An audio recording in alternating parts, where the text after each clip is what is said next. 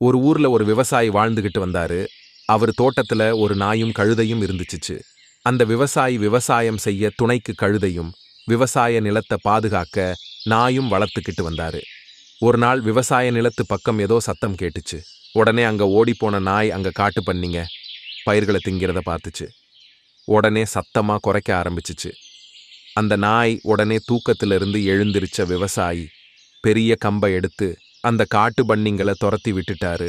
தன்னோட பயிர்களை காப்பாத்தின நாய்க்கு அன்னையிலிருந்து நிறைய சோறு போட்டாரு.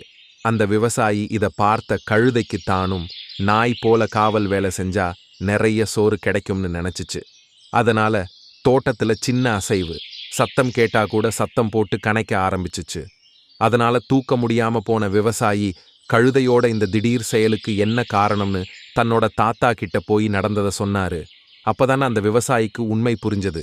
அன்னையிலிருந்து நாய் காவல் காக்கிற வேலை மட்டும் செஞ்சுச்சு. கழுத பொதி சுமக்கிற விவசாய வேலை மட்டும் செஞ்சு சந்தோஷமா இருந்துச்சுங்க.